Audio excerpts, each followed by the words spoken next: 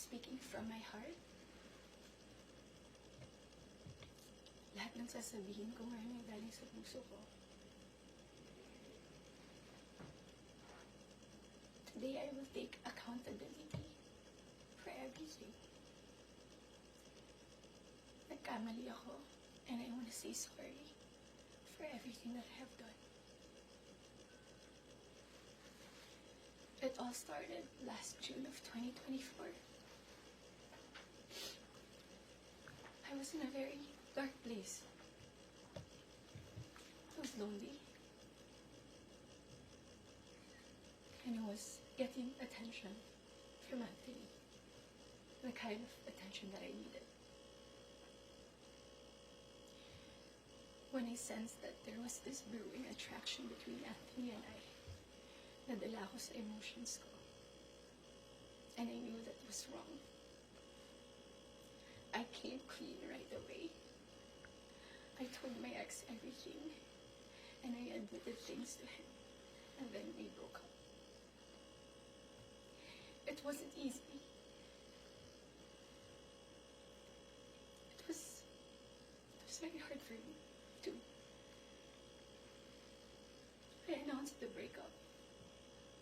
The reason why I became so emotional during the interview, because I was holding back a truth. Yun yung totoo.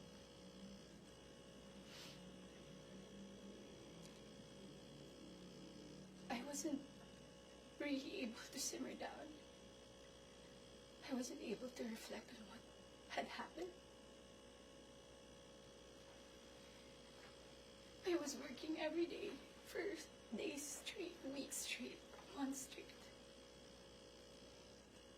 Bago nagsimula yung mga daming trabaho namin, I told Anthony that I broke up with my ex. And he also said the same thing.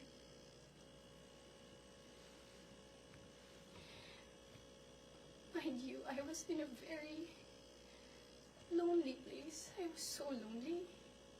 And I was so vulnerable at that time.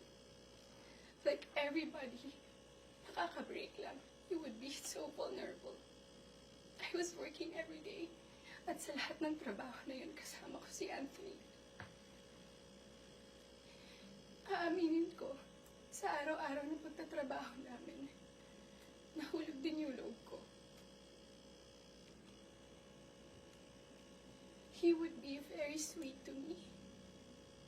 He would be such a gentleman to me.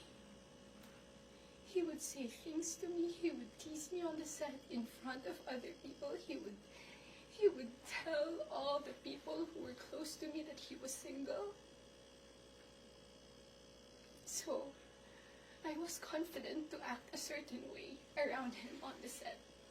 Because in the eyes of the people there, we were both single.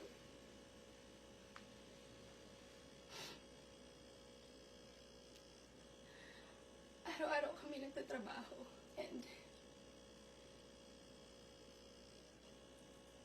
September came. We went to Italy for our shoot sa teleserye namin na Incognito. And doon nag-start na naging deep yung pagkakilala namin sa isa't isa. I really fell. Nung pauwi na kami ng Italy, it was my birthday, and we were stuck at the airport the whole day. He would say things to me that are sweet. He would say promises. We would tell promises to each other. And then nung pauwi na ng Italy, I felt so happy that I had to post something on my IG story just to appreciate him during that day. And then pagka-uwi ko, I think that the next 2 days, I saw a post or reposts ni Jam on TikTok. Nakita ko lahat yun. And at that time, yung time frame na yun, nasa screenshots din na nangamusta ako. I said, kamusta si Jam? Nangumusta ako kay Jam. It wasn't because dahil alam ko na sila pa. Dahil alam ko na she was going through something and Anthony had to take care of her. But at that time, nagtatrabaho pa rin kami and he would still be the same way to me. I would ask him. God knows I asked him. Nagkabalikan ba kayo? He said no. Do you still love her? He said no. He would say things na ako yung gusto niya and all. I really asked him so many times. And then the first wave of bashing on TikTok. Masakit yun para sa akin. I asked him, when are you gonna release a statement na wala na kayo? When? Because in the eyes of the public, you were taken. But I know that you're not. And you would be very sweet to me. When are you gonna release a statement? He would tell me he was waiting for the right moment. I didn't want to be pushy. I didn't want to aggravate things. So I waited and kept quiet. Because it wasn't my story to tell anyway. I kept quiet. October passed. We were working still every day. And then Halloween.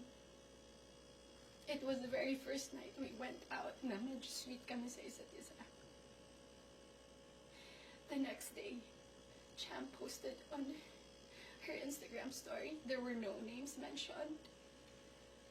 There were no names, but people were insinuating that it was Anthony and I. So the waves of bashing came again. I asked him again, when are you gonna release a statement? God knows how many times I begged for a statement. I begged him to fix this because I was so tired of getting bashed. He said, wait, he's waiting for the right moment. I waited. I still kept quiet. I really wanted to speak up, but it wasn't my story and I would look really pathetic. Days went by. The press con of Incognito happened. He released a statement. To me, it was too late because at that time, I was slowly distancing myself from him romantically. The infatuation and the attraction died. But thank you for the statement. I thought everything was in the clear. I thought everything was gonna be okay. Ilang days nung lumipas. Screenshots. When I read it, it was 10 p.m. on a Tuesday night. When I read it, I was gutted. I was shocked. I'm truly, truly embarrassed. Dahil nakita ng tao lahat yun without my consent. Against my will. I read the screenshots over and over and over again. Ang pinaka-na-shock ako dun, I read it. It was the perfect narrative. That there was this other woman. That there was this apologetic boyfriend. And the avoidant boyfriend towards the other woman. And the scorned woman. That's the narrative. That's her side of the story. And there's nothing wrong with that. But this is my side. This is my side. And I've been reading those screenshots. Doon ko napagtagpi-tagpi lahat. Na kaya pala hindi siya makapag-release ng statement. Dahil sila pa pala this whole entire time. I didn't know. I was in the dark. I didn't know had no idea. God knows, ilang beses ako nagtanong. Ilang beses ako nanghingi ng statement. Doon ko rin na-realize, bakit ganun yung reactions ni Jam. Now, I get her. I get her pain. I get her wrath. I get her anger. Kaya pala ganun. Because she was clueless about everything. I was clueless about everything. We both believed kung anong mga nasabi sa akin. Maybe iba yung sinabi sa kanya. And I can attest that iba yung sinasabi sa akin. That's my side of the story. I have so many things to say.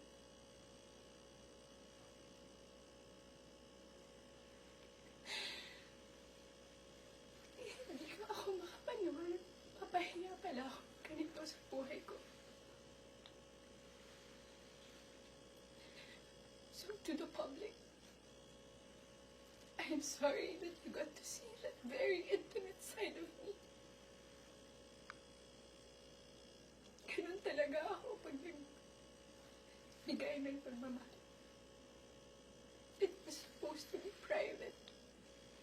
It was supposed to be a private, intimate thing.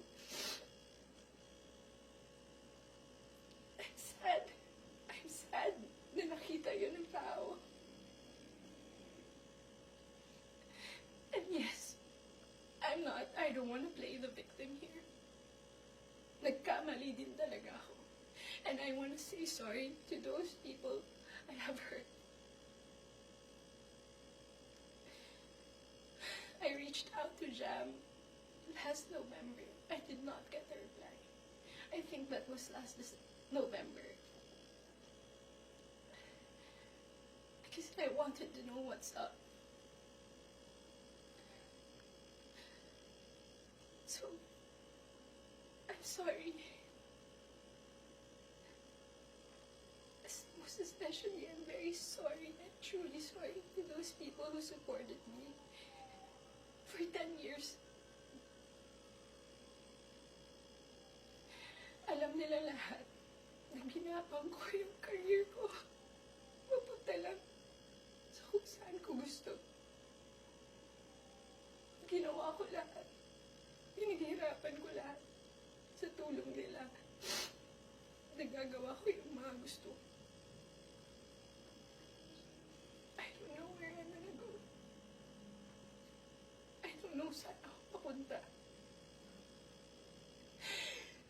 Yung dignidad ko, hindi ko na mahanap. Whenever I go out, whenever I walk, I feel like I'm a naked woman walking. Hindi ko alam anong gagawin ko. I'm so embarrassed. And I'm sorry that you get to see that.